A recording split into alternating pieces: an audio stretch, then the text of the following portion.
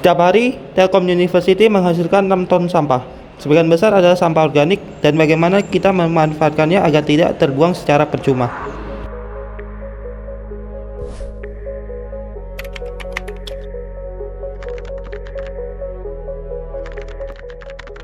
Tantangannya sih cukup berat ya, karena di sini tuh kawasannya kawasan hijau.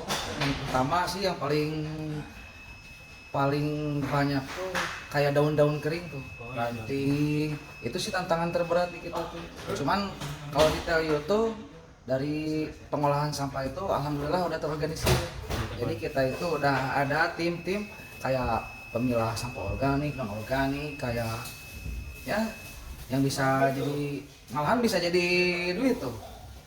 Ada itu letaknya di namanya itu GH Greenhouse. Itu letaknya ada di teknik di sana tuh.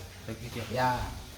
Prosesnya itu jadi kalau di Telio itu ada per unitnya ya. Ada bagian-bagiannya, ada yang di utara, di selatan. Nah, mereka itu yang di lapangan tuh memilah, kumpulin. Nah, nanti tuh ada petugasnya yang muter tiap area tuh ngambil. Nah, akhirnya pusatnya di GH kalau sudah gitu. Ya paling kayak rongsok lah kayak gitulah. Kalau untuk biogas sendiri, apakah sudah dihasilkan? Biogas itu kalau belum tahu sih lengkapnya itu. Belum tahu ya. Tapi kemungkinan besar biogas juga bisa digunakan ya? Bisa.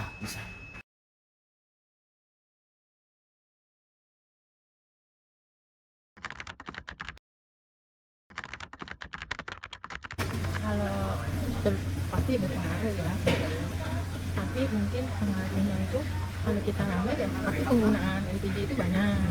Kalau misalnya kita jualannya sepi ya otomatis LPG-nya juga sedikit gitu kan. Ya mungkin kita mau seperti itu, jadi kita mensiasatinya ya jangan terlalu boros dalam penggunaan itu, karena yang tadi saya bilang bahwa kita masih menggunakan LPG yang bagian pedagang kebanyakan, karena kan sekarang LPG mahal banget kalau tidak yang subsidi. Nah, kita langsung pakai yang subsidi ya, jadi bisa ditekan, karena saya bilang tadi kita ini kan sharing profitnya kan tinggi banget gitu kan. Jadi kalau misalnya kita nggak pakai yang bersubsidi, kita berat sekali, jomplang banget tuh harganya. Yang bersubsidi sama yang nggak disubsidi itu jauh banget harganya. Makanya kenapa kita pakai itu, harusnya tidak boleh, kita harusnya pakai yang biasa yang tidak disubsidi. Tapi karena ya itu tadi, kalau kita pakai yang tidak disubsidi, kita rugi sekali. Sekarang aja kita rugi sih sebenarnya. Cuma untuk meminimalisir kerugian kita pakai yang bersubsidi dengan berhati ya sebenarnya. Nah, pengaruhnya itu biogasnya itu yang seperti apa maksudnya gini? Kalau biogas itu ditarik biaya, apakah biayanya itu juga sama enggak dengan itu, atau lebih kecil, atau kalau lebih mahal ya otomatis memberatkan kita ya. Kalau misalnya itu gratis, apalagi gratis ya, atau ya minimal lebih murah ya, berarti kan kita lebih senang ya dengan menekan ke biaya gitu. Dilihat dari gratis atau ada biayanya lebih besar, atau ini dikit dari yang keluar sekarang.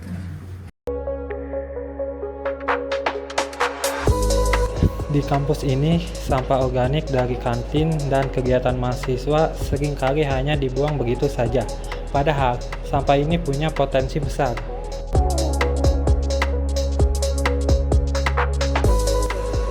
Kami mengusulkan penggunaan teknologi digester anaerobik untuk mengolah sampah organik menjadi biogas.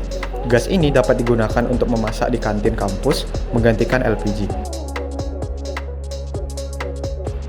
Dengan biogas dari sampah organik, kita bisa menciptakan kampus yang lebih bersih, energi yang terbarukan, dan lingkungan yang berkelanjutan. Zero waste bukan mimpi.